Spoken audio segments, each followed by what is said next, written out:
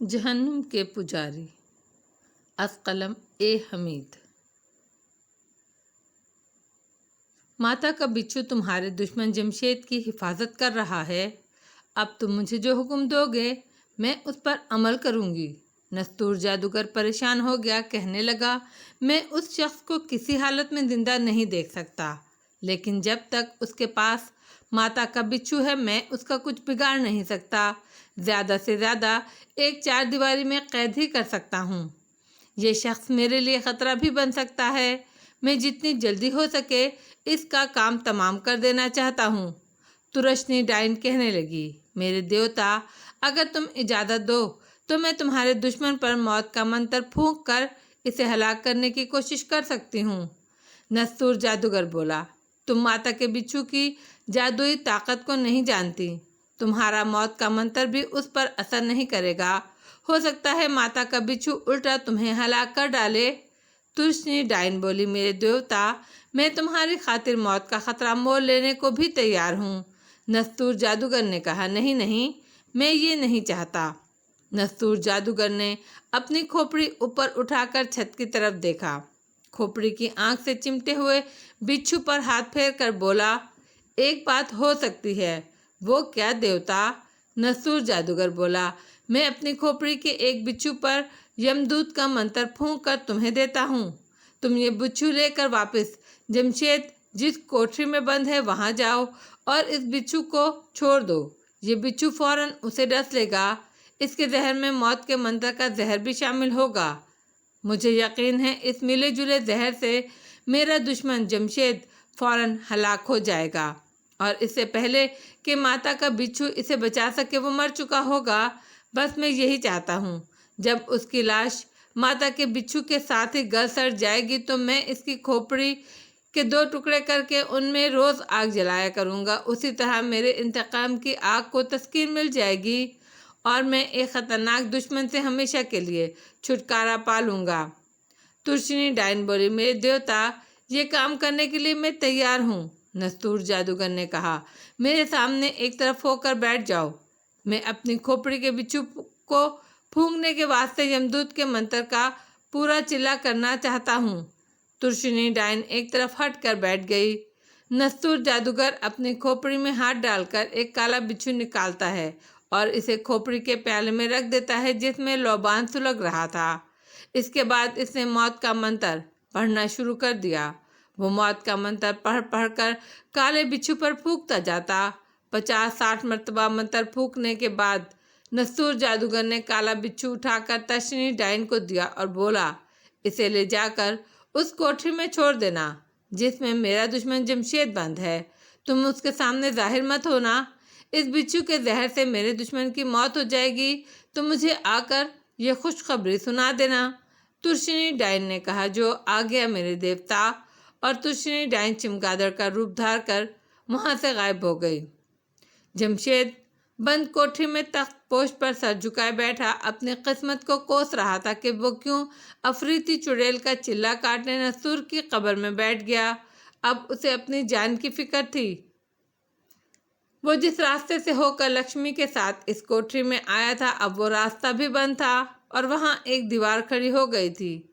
अपने देवताओं से ये दुआएं मांग रहा था कि लक्ष्मी नस्तूर जादूगर का मोहरा चुरा कर लाने में कामयाब हो जाए, क्योंकि उसे अपनी निजात अब उसी मोहरे में नजर आ रही थी। कोठरी में वही हल्की जर्द रंग की धुंधली रोशनी फैली हुई थी। वो तख्त पर सर झुकाए बैठा लक्ष्मी का इंतजार कर रहा था। इसे सिसकारी की आवाज़ सुनाई दी। उसने सर उठाकर देखा, वहाँ कुछ भी नहीं था। दूसरी बार जब वही सिसकार की आवाज़ आई तो वो चकन्ना हो गया। गौर से इधर उधर देखने लगा। अचानक उसकी नज़र एक बड़े से काले बिच्छू पर पड़ी जो कोने में से निकलकर इसकी ही तरफ आ रहा था। जमशेद घबराकर तख्त पोश पर खड़ा हो गया। काला बिच्छू तख्त पोश से 2 गज के फासले पर आकर रुक गया और जमशेद की तरफ देखने लगा। इसकी जहर भरी दुम बेचैनी से आगे पीछे हरकत कर रही थी।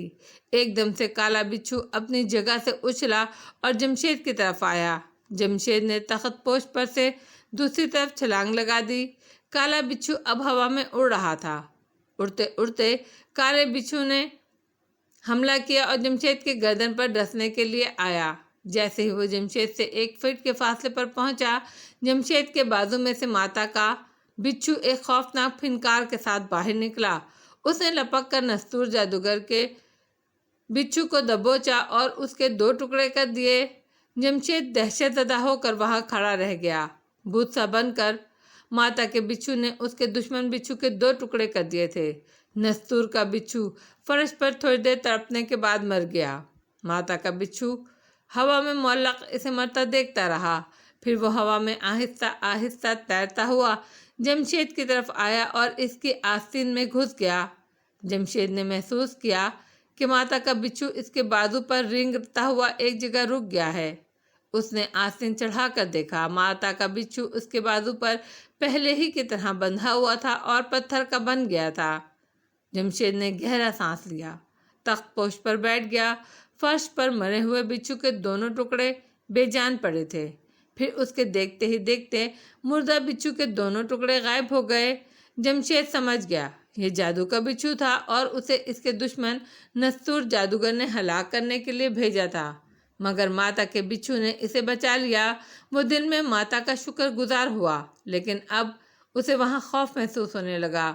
وہاں سے باہر نکلنے کا کوئی راستہ نہیں تھا اور اس کا دشمن نستور جادوگر اس پر بار بار قاتلانہ حملے کر رہا تھا۔ وہ ڈر رہا تھا کہ نستور جادوگر کا کوئی حملہ کامیاب ہو گیا تو وہ زندہ نہ بچے گا۔ اتنے میں دیوار کے کونے میں سے لکشمی نمودار ہوئی۔ جمشید اسے دیکھتے ہی بولا، نستور کا مہرہ لے آئی ہو لکشمی؟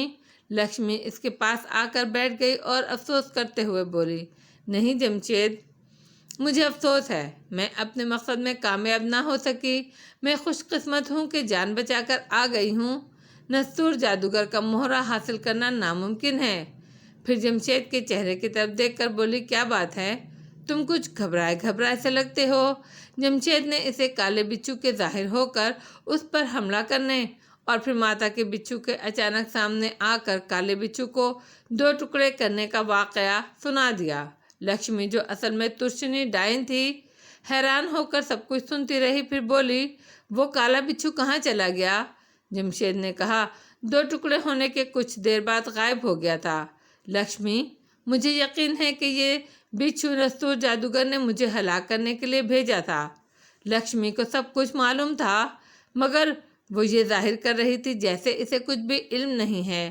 پریشان ہونے کی اداکاری کرتے ہوئے بولی، تم نے بڑا پریشان کر دینے والا واقعہ سنا دیا ہے۔ اس کا مطلب ہے نستور جادوگر کو پتہ چل گیا ہے کہ تم اس کی پرانی کوٹری میں قید ہو اور تمہارے ساتھ میں بھی ہوں۔ اب ہم دونوں کی زندگی خطرے میں ہے۔ نستور جادوگر نے کوئی دوسری بار حملہ کیا تو تمہیں تو ماتا کا بچھو بچا لے گا، مگر میں زندہ نہ بچ سکوں گی، تو کیا ہم ساری زندگی اسی کوٹری میں قید رہیں گے؟ جمشید کے اتنا کہنے پر لکشمی بولی، ایسا میں کبھی ہونے نہیں دوں گی۔ تمہیں اپنے ساتھ لے کر میں یہاں سے نکلنے کی کوشش ضرور کروں گی۔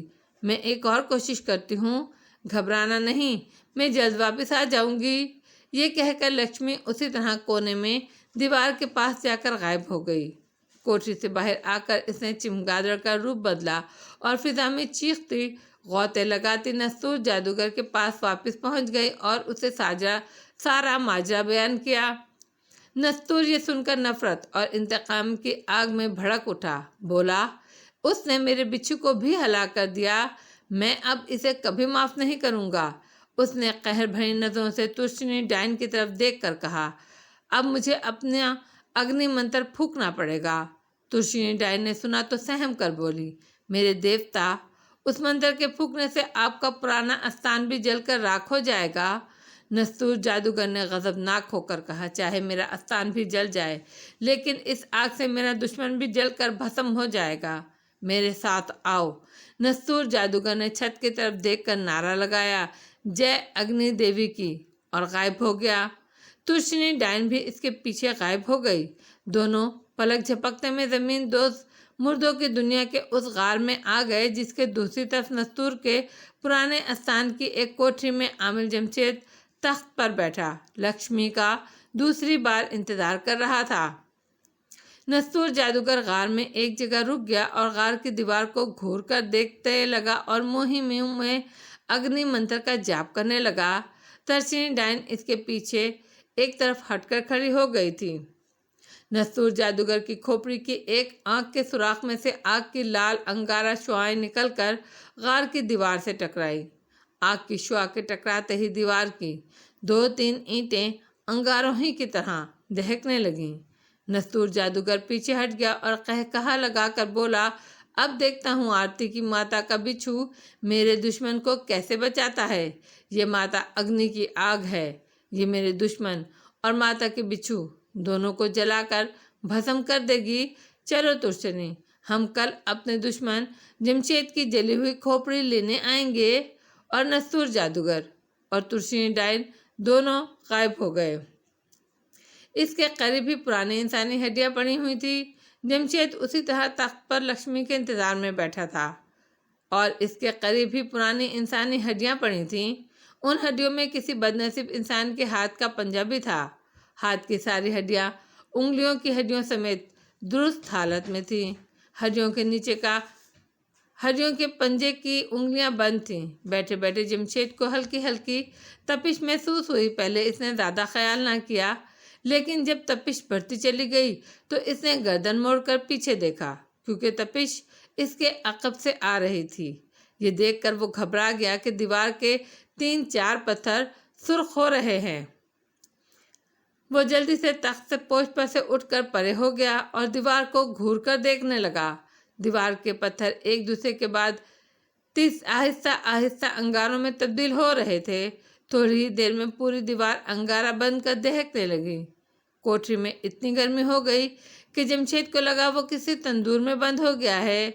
इसके बाद दूसरी दीवार के पत्थरों ने भी आग पकड़ना शुरू कर दी। जमशेद फौरन जान गया कि ये नस्तूर जादूगर की लगाई हुई आग है। वो उसे इस आग में जलाकर भस्म कर देना चाहता है। जब दूसरी दीवार भी अंगारा बंद कर दहकने लगी और कोठरी में सांस लेना मुश्किल हो गया तो जमशेद अपने बाजू पर हाथ रखकर पुकार उठा, माता के बिच्छू, तूने मुझे इस आग से ना बचाया तो मेरे साथ तू भी जल मरेगा। जैसे ही जमशेद की ज़बान से ये कलमात निकले, इसने देखा तख्त पर इंसानी हड्डियों का पंजा पड़ा था। वो तख्त पोछ पर ऊपर को उठा और उड़कर सामने वाले कोने में फर्श के ऊपर आकर रुक गया। फिर पंजे की तीनों उंगलियां बंद हो गईं। सिर्फ एक उंगली उठी हुई थी। ये उठी हुई उंगली फर्श पर झुकी और उंगली ने फर्श पर एक लकीर खींच दी। लकीर के खींचते ही फर्श उस जगह से शक हो गया। एक जीना नीचे जाता नजर आ रहा था। जमशेद जल्दी से जीने में उतर गया। 10-12 सीढ़ियाँ उतरने के बाद एक सुरंग आ गई। जमशेद सुरंग में चलने लगा। सुरंग खत्म हुई तो जमशेद ने देखा कि आगे टीलों के दरमियान जर्द पानी की छोटी सी नहर बह रही है और एक कश्ती सुरंग के दहाने के साथ बंधी हुई है। जमशेद कश्ती खोलकर इसमें बैठ गया, चप्पू चलाने लगा। नहर के जर्द पानी की लहरें इसे तेजी से आगे ले जाने लगीं। कुछ ही देर बाद वह जर्द पानी की कुशादा झील में आ गया। उसने झील को पहचान लिया था। ये वही जर्द पानियों की झील थी जहां आरती इसे साथ लेकर आई थी और जिसमें जमशेद ने एक खून आलूद लाश को देखा था। शायद रात गुजर चुकी थी, क्योंकि झील पर जर्द रोशनी फैली हुई थी। दूर से वो छोटी छोटी स्याह चट्टानें और टीले दिखाई दिए जो झील के जर्द पानियों से बाहर को निकले हुए थे। वो कश्ती चलाता इन चट्टानों और टीलों में आ गया। इन टीलों के दरमियान जर्द झील का पानी नहर की शक्ल में बह रहा था। इन चट्टानों और टीलों की दूसरी जानिब जर्द लाशों का जजीरा था। जमशेद ने उस जजीरे को भी पहचान लिया। अब वो चाहता था कि जजीरे की दूसरी तरफ टीले के ऊपर जो पत्थर की बारादरी है और जिसके अंदर आरती इसे छोड़कर गई थी वहां पहुंच जाए, क्योंकि हो सकता था आरती वहां पहुंच चुकी हो और इसका इंतजार कर रही हो। वो कश्ती से उतरने के बजाय कश्ती को जजीरे की दूसरी तरफ ले आया। सामने झील में इसको 4 दीवारी वाला टीला नजर आ गया। वो टीले के पास आकर कश्ती से उतरकर सीढ़ियां चढ़ने लगा जो टीले के ढलवान को खोद कर बनाई गई थी और ऊपर बारादरी वाली कोठरी की 4 दीवारी को जाती थी। कोठरी का दरवाज़ा उसी तरह खुला था और उसमें से गुजर कर वो ड्योढ़ी का जीना तय करके दूसरी मंजिल के तंग कमरे में पहुंच गया। बारादरी में दिन की रोशनी अंदर आ रही थी।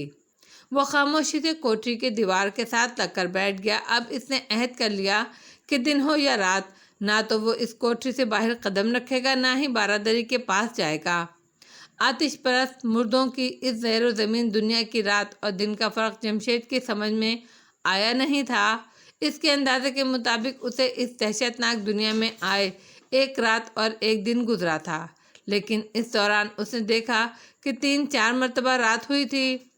اس وقت بھی جب وہ بارادری والی کوٹری میں دبک کر بیٹھا تھا تو دن کا وقت تھا۔ بارادری کے باہر وہاں کے دن کی وہی دھند زرد روشنی پھیلی تھی، لیکن چند ہی لمحوں کے بعد اندھیرا چھا گیا۔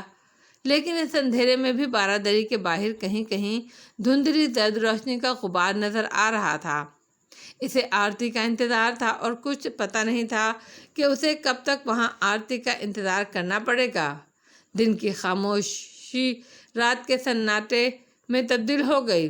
جمشید کو اپنے سانس لینے کی آواز صاف سنائی دینے لگی۔ اس نے چونک کر کھلے دروازے کی طرف دیکھا۔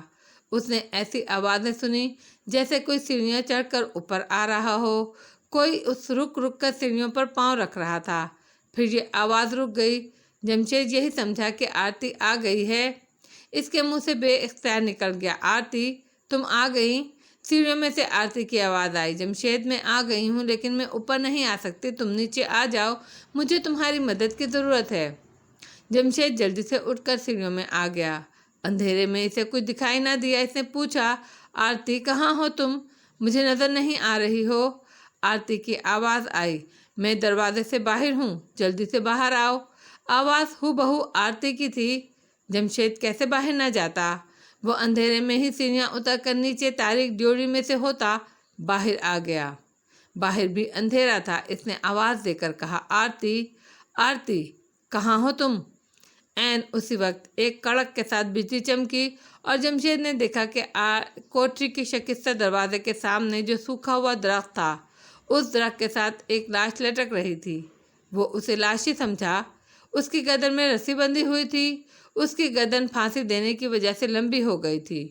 بجلی دوسری بار چمکی تو پھر اس کی نیلی روشنی لٹکتی ہوئی لاش پر ساکت ہو گئی۔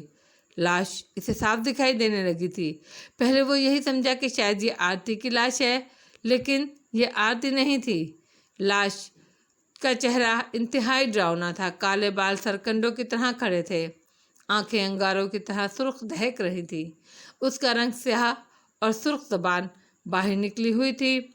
اچانک لاش میں حرکت پیدا ہوئی اور اس کی لٹکتی ہوئی زبان اندر چلی گئی۔ لاش زندہ تھی۔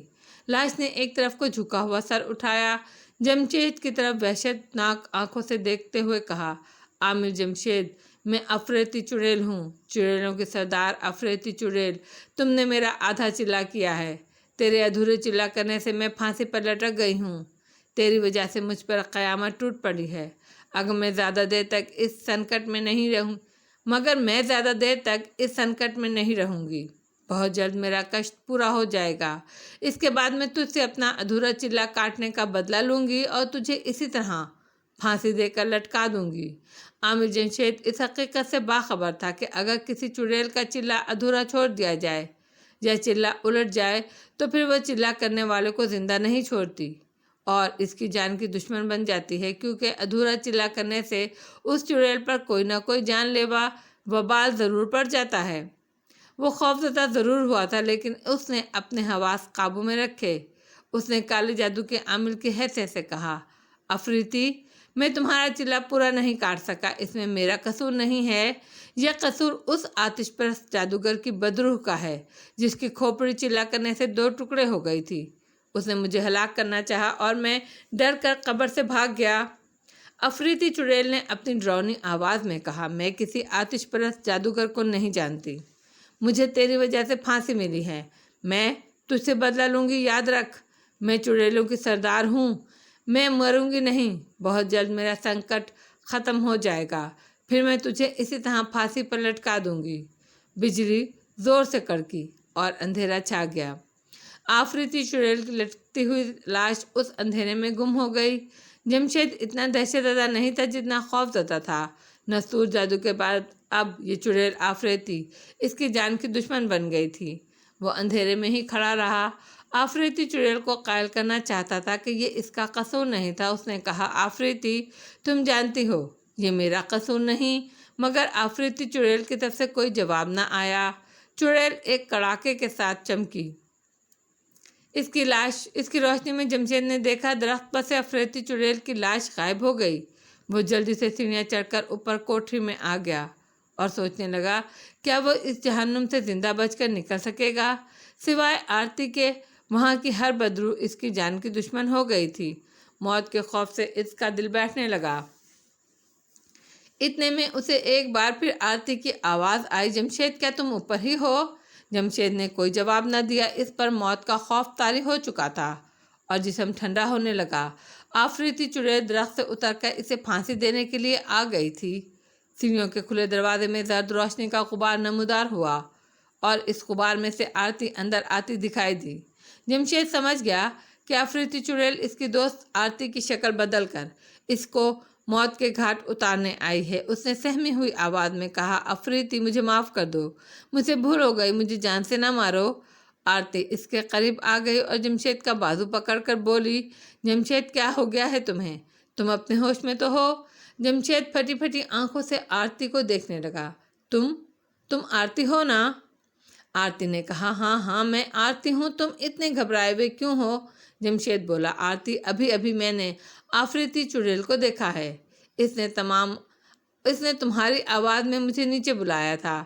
میں نے دیکھا ایک خوفناک شکل والی چڑیل کی لاش درخت سے لٹک رہی ہے۔ اس نے کہا، میں آفریتی چڑیل ہوں، تو نے میرا ادھورا چلا کاٹ کر مجھے پھانسی پر لٹکا دیا ہے، میں تجھ سے اس کا بدلہ لوں گی۔ آرتی بولی، تم سچ کہہ رہے ہو؟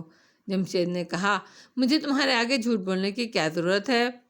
آرتی نے پوچھا، پھر چڑیل کہاں گئی؟ جمشید بولا، کچھ پتہ نہیں، بجلی سی چمکی تو میں نے دیکھا۔ جس درخت پر آفریتی چڑیل کی لاش لٹک رہی تھی اب وہاں سے لاش غائب ہو گئی ہے۔ آرتی نے جمشید کو حوصلہ دیتے ہوئے کہا، تم سے یہ غلطی ضرور ہوئی ہے کہ تم نے آفریتی چڑیل کا چلا پورا نہیں کاٹا۔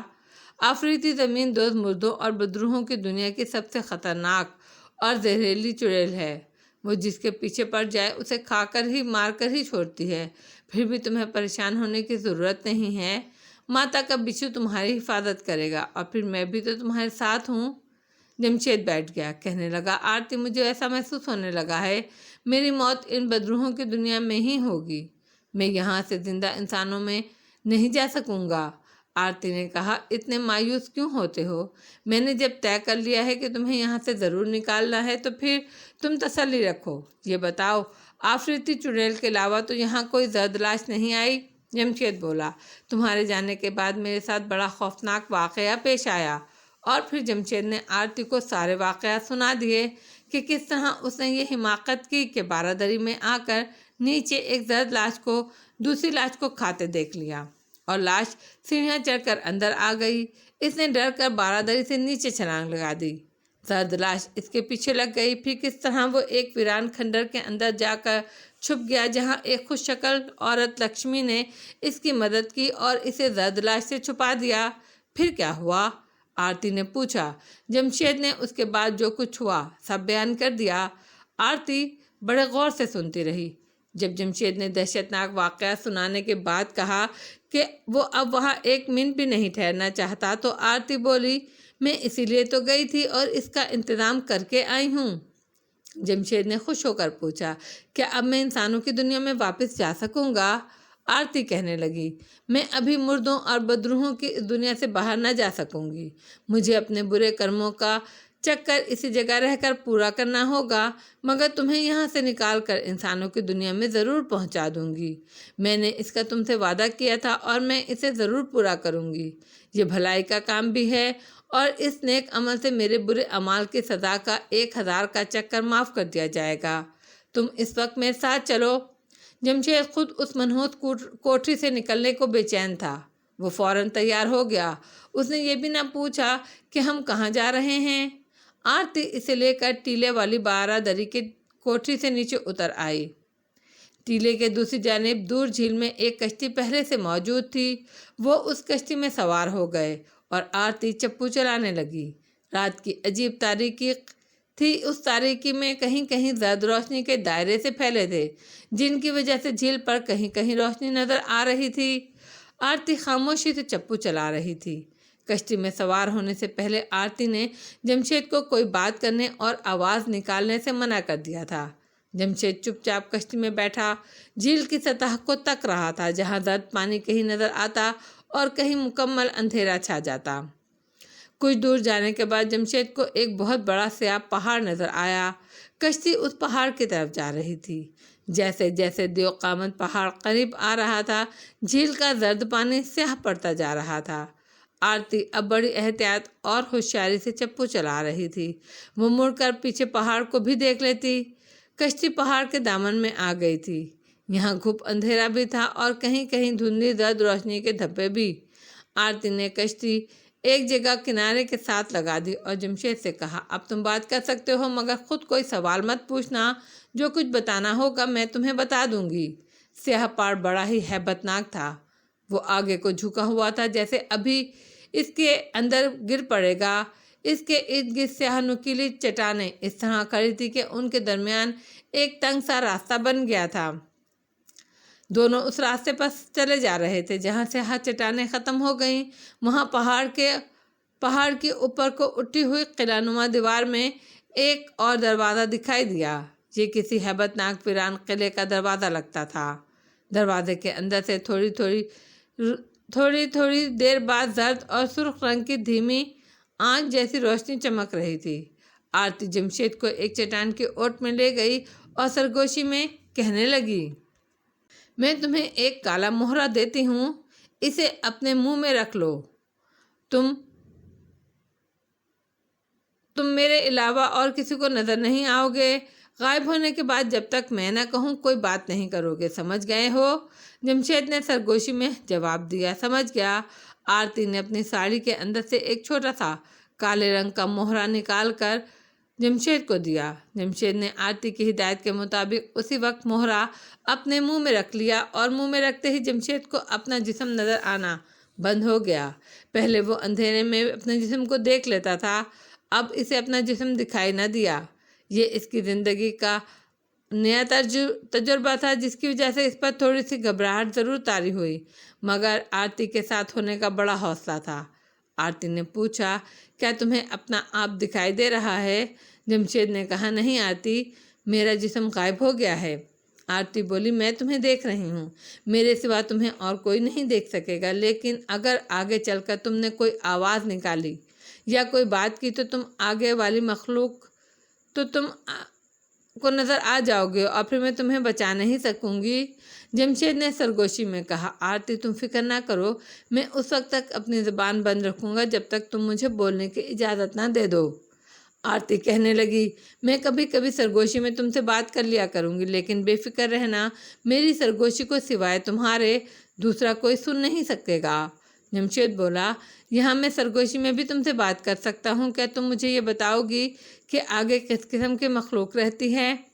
آرتی نے جواب دیا، یہ تمہیں اس مخلوق کے درمیان پہنچنے کے بعد اپنے آپ معلوم ہو جائے گا، گھبرانا مت۔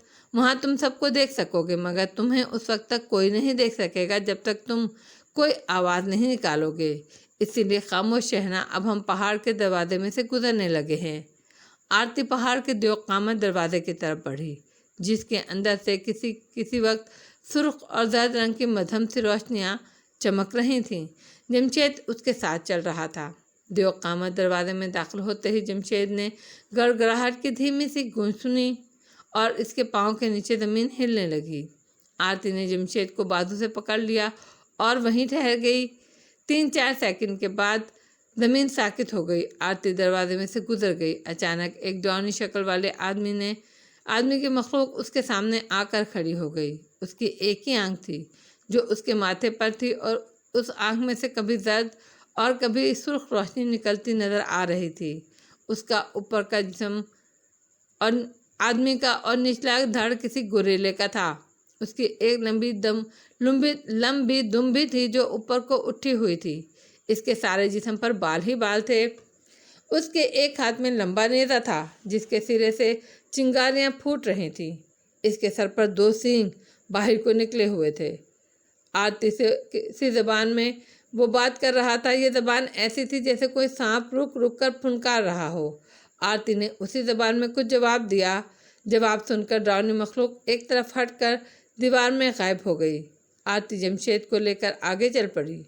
جمشید نے اس قسم کی مخلوق پہلے کبھی نہیں دیکھی تھی۔ وہ آرتی سے پوچھنا چاہتا تھا یہ مخلوق کون تھی اور اس نے کیا پوچھا، مگر وہ خاموش رہا۔ آرتی نے اسے خاموش رہنے کو ہی کہا تھا۔ جمشید نے دیکھا کہ ایک بہت بڑے غار میں سے وہ گزر رہے ہیں۔ ان کے ارد گرد اندھیرا تھا، مگر ان اندھیروں میں زرد اور سرخ روشنیاں ایسے چمک رہی تھیں جیسے دور گہرے بادلوں میں بجلیاں چمک رہی ہوں۔ چند قدم چلنے کے بعد جمشید کو کچھ آوازیں سنائی دیں۔ یہ بڑی دردناک آوازیں تھیں اور جیسے زمین کے نیچے سے آ رہی تھیں۔ چلتے چلتے غار ایک چھوٹے سے میدان میں بدل گیا۔ میدان میں جگہ جگہ نکیلے پتھر زمین کے اندر سے نکلے ہوئے تھے۔ جمشید نے دیکھا ایک انسان جس کے جسم پر کوئی لباس نہیں، ایک پتھر کی نوک میں پیٹ کے بل اوندھا پڑا ہے۔ پتھر کی نوک اس کے پیٹ میں گھس کر کمر میں سے باہر نکلی ہوئی ہے۔ وہ درد کی شدت سے ہاتھ پاؤں مارتے ہوئے بلبلا رہا ہے اور کچھ کہہ رہا ہے۔ اس کی زبان جمشید کی سمجھ سے باہر تھی، مگر اس کے الفاظ کا مفہوم جمشید کے ذہن میں اپنے آپ اترتا جا رہا تھا۔ وہ بد نصیب شخص رو رو کر کہہ رہا تھا، میں نے یتیموں اور بیواؤں کا حق انہیں نہ دیا اور خود کھا گیا۔ مجھے میرے گناہ کی سزا مل رہی ہے۔ سنو لوگو، یتیموں اور بیواؤں کا حق نہ مارنا، میری حالت سے عبرت حاصل کرو۔ آرتی سر جھکائے خاموش قدم اٹھاتی چلی جا رہی تھی۔ جمشید اس کے ساتھ یہ عبرت انگیز منظر دیکھ کر رکا نہیں، آگے چل دیا۔ ایک جگہ کیا دیکھتا ہے کہ ایک آدمی کا نچلا دھڑ زمین میں دھنسا ہوا ہے۔ وہ آدمی اس کے دائیں بائیں کھڑے اس کے سر کے اور دو آدمی اس کے دائیں بائیں کھڑے اس کے سر کو ہتھوڑوں سے کچل رہے ہیں۔ جب اس کی کھوپڑی کچل کر اس کی گردن سے چپک جاتی تو وہ اس کے سر کو اس کی گردن میں سے نکال کر سیدھا کر دیتے اور دوبارہ اس کے سر پر ہتھوڑے مارنے لگتے۔ وہ شخص رو رو کر کہہ رہا تھا، میں دہشت گرد تھا۔ میں دشمن ملک سے پیسے لے کر لوگوں کے گھروں میں گھس کر سوتے ہوئے بے گناہ بچوں، عورتوں اور مردوں کے سروں کو ہتھوڑے سے کچل کر مار دیا کرتا تھا۔ یہ مجھے میرے اس گناہ کی سزا مل رہی ہے۔ لوگوں مجھے معاف کر دو، مجھے معاف کر دو۔ اس کے آگے جمشید کی نگاہ بائیں جانب اٹھی تو اس نے دیکھا ایک جگہ ایک آدمی لوہے کی زنجیر کے ساتھ بندھا الٹا لٹک رہا ہے۔ اس کے نیچے جہنم کی آگ کے شعلے بھڑک رہے ہیں۔ دو سینگوں والی آدمی نما مخلوق دائیں بائیں کھڑی ہے اور بھڑکتی آگ میں نیزے سرخ کر کے اس کے جسم کو داغ رہی ہے۔ بدقسمت شخص کی چیخو پکار سے دل دہل رہا ہے۔ نیچے جہنم کی آگ کے شعلے جب اس کے آدھے جسم کو جلا کر راکھ کر دیتے تو اپنے آپ اس کا نچلا دھڑ دوبارہ وجود میں آ جاتا اور جہنم کے شعلے اسے پھر سے جلانے لگتے۔ چیخو پکار میں وہ بد نصیب آدمی ایک ہی بات بار بار دہرا رہا تھا، میں معصوم بچوں کو اغوا کر کے بردہ فروشوں کے پاس بیچ دیا کرتا تھا۔ کوئی بچہ اگر شور مچاتا اور رو رو کر اپنی امی کو پکارتا تو میں وہ اسے وہیں گلا دبا کر مار دیا کرتا تھا۔ یہ مجھے میرے ان گناہوں کی سزا مل رہی ہے۔ لوگو، میری حالت دیکھو، میری حالت سے عبرت حاصل کرو۔ چند روز کی زندگی کے عیش کی خاطر قیامت تک کے عذاب نہ مول لو۔ یہ بد نصیب شخص بلبلا کر رو رو کر ان ماؤں سے معافی مانگ رہا تھا جن کے بچوں کو اس نے اغوا کر کے مار ڈالا تھا، مگر وہاں اس کی فریاد سننے والا کوئی نہیں تھا۔ جمشید پر رقت طاری ہو گئی تھی کہ آرتی اس کا بازو پکڑ کر آگے لے گئی۔ تھوڑا آگے چلنے کے بعد جمشید نے دیکھا کہ چٹان کے ایک شگاف میں سینگوں والی مخلوق نے ایک آدمی کو لوہے کے شکنجے میں جکڑ رکھا ہے۔ اس کا منہ لوہے کے ایک اور شکنجے کی وجہ سے پورا کھلا ہوا ہے۔ شگاف کے اندر آگ ہی آگ ہے۔ سینگوں والے دو آدمی اس آگ میں سے بیلچے بھر بھر کر دہکتے ہوئے انگارے لاتے ہیں اور اس بد نصیب آدمی کے منہ میں ڈالتے جاتے ہیں۔ اس آدمی کے حلق سے رونگٹے کھڑے کر دینے والی آوازیں نکل رہی ہیں۔ یہ آوازیں الفاظ بن کر جمشید کے ذہن میں اتر رہی ہیں۔ ان الفاظ کا مفہوم یہ ہے، لوگو، میں جھوٹی گواہیاں دیا کرتا تھا۔ میری جھوٹی گواہیوں سے کئی قاتل بچ گئے اور کئی بے گناہ پھانسی لگ گئے۔ مجھے میرے اسی گھناؤنے گناہ کی سزا مل رہی ہے۔ اب آگے میدان تنگ ہوتے ہوتے دوبارہ غار کی شکل اختیار کر گیا۔ آرتی غار کے کنارے کنارے چل رہی تھی۔ جمشید غیبی حالت میں اس کے ساتھ ساتھ چل رہا تھا۔ اس کا دل عبرت کے ان مناظر کو دیکھ کر ابھی تک خوف خداوندی سے لرز رہا تھا۔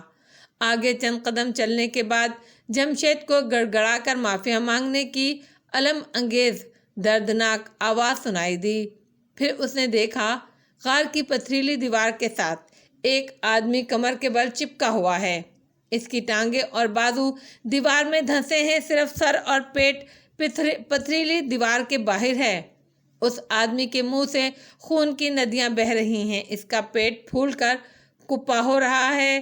پھر ایک دھماکے سے اس کا پیٹ پھٹ جاتا ہے، آنتڑیاں باہر آ جاتی ہیں۔ ایک طرف سے کتنے ہی سانپ نکل کر اس کے پیٹ میں گھس جاتے ہیں اور اس کے اندر کا گوشت اور دل گردے کھانا شروع کر دیتے ہیں۔ جب اس کے جسم کا سارا گوشت کھا جاتے ہیں تو سانپ باہر نکل کر غائب ہو جاتے ہیں۔ دوسرے ہی لمحے اس کا پیٹ اصلی حالت میں آ کر دوبارہ پھولنے لگتا ہے۔ جب وہ دوبارہ غبارے کی طرح پھول جاتا ہے تو دھماکے سے پھٹ جاتا ہے اور آنتڑیاں باہر نکل کر بکھر جاتی ہیں۔ اسی طرح ہر طرف سے وہی سانپ پھر نکل آتے ہیں اور اس کے پیٹ میں گھس کر اس کی آنتڑیاں، گوشت اور جسم کے اندر کے دوسرے اعضاء کھانا شروع کر دیتے ہیں۔ اس بدنصیب کی خون آلود منہ سے درد و کرب کی فلک شگاف چیخیں نکل رہی ہیں اور وہ ایک ہی بات بار بار دہرائے جا رہا ہے۔ میں چیزوں میں ملاوٹ کرتا تھا۔ اسکول کے بچوں کی ٹافیاں اور بچوں کی مشروبات میں زہریلے کیمیکلز شامل کر دیا کرتا تھا۔ میں بچوں کو پلانے والے خشک دودھ میں سفید پتھر پیس کر ڈال دیتا تھا۔ میں نقلی دوائیں تیار کرتا تھا۔ میری نقلی دوائیوں سے کئی مریضوں کی جان چلی گئی۔ میرے نقلی ٹیکے لگانے سے کئی انسان موت کی آغوش میں چلے گئے۔ میں یہ سب کچھ صرف دولت کمانے کے لیے کرتا تھا۔ آج وہ دولت میرے کسی کام نہیں آئی۔ مجھے میرے گناہوں کی سزا مل رہی ہے۔ مجھے معاف کر دو، مجھے معاف کر دو۔ اور جمشید نے دیکھا کہ سانپ اس کے پھٹے ہوئے پیٹ میں گھس کر اس کا گوشت نوچ نوچ کر کھا رہے تھے۔ مکافات عمل کے اس عبرتناک منظر کو دیکھ کر اس پر خوف طاری ہو گیا تھا۔ آرتی اسے آگے لے گئی۔ آگے چل کر ایک بار پھر چھوٹا سا میدان آ گیا۔ جمشید نے دیکھا ایک سر سے پاؤں تک ننگا آدمی ایک دائرے کی صورت میں دوڑ رہا ہے۔ 10-12 خونخوار بھیڑیے اس کے پیچھے دوڑ رہے ہیں۔ خونخوار بھیڑیے اس آدمی پر چھلانگ لگا کر اسے گرا دیتے ہیں اور اس کی گردن، پیٹ اور ٹانگوں کو کھانا شروع کر دیتے ہیں۔